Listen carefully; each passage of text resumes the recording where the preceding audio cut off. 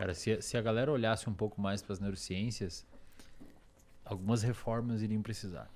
Por exemplo, um outro estudo, tem vários estudos na realidade mostrando que regiões que têm mais programas culturais como teatro, shopping, cinema e praça e principalmente academias públicas, em média, essas regiões, em média, tendem a ter menor criminalidade e menor faixa de diagnóstico de ansiedade e depressão.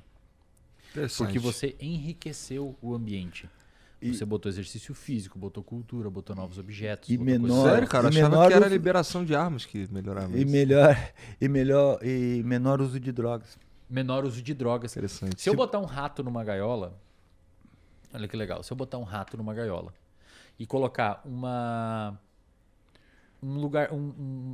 mamadeirinha onde tem cocaína com água Um bebedor com cocaína. e um sem, e deixar o rato isolado socialmente, só ele, isolado ali, ele tende a usar mais cocaína do que água.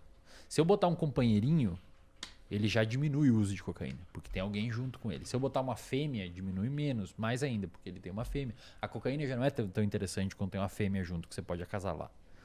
Se eu coloco uma rodinha de correr, eles adoram correr em rodinha de correr, rato e camundongo, ele usa menos ainda a droga. Quanto mais, se eu boto Lego e boto um lugar para ele fazer ninho, ele diminui ainda mais o uso de droga. Quanto mais Quando estimulado o você ambiente. enriquece o ambiente dele, bota amiguinho, dá novas possibilidades, ele tende a usar menos, a droga é menos atrativa. Se eu boto ele ali sozinho e começo a dar choque na patinha dele, ele usa mais droga do que só se estivesse sozinho.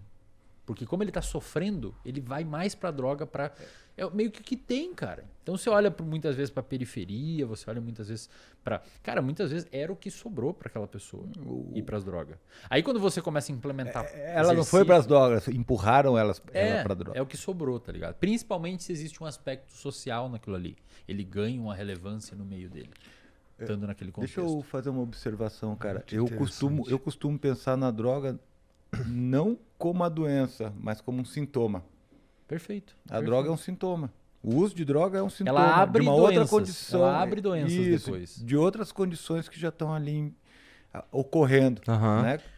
Então, se você pega esses dados, cara, e você começa a usar eles em políticas públicas, é uma fonte de intervenção poderosíssima. Botar mais academias, coisas que as pessoas possam liberar ansiedade, estresse. Claro que não vai resolver. Óbvio que não vai resolver. Mas provavelmente dilui.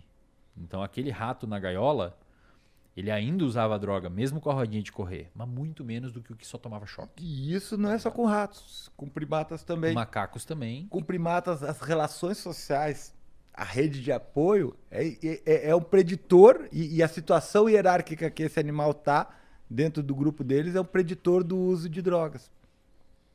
Quanto mais... Entendi. Faz sentido mesmo, né? Faz sentido porque a gente vê isso no dia a dia. No cotidiano, a gente só tá descrevendo como que o cérebro funciona para produzir essas coisas.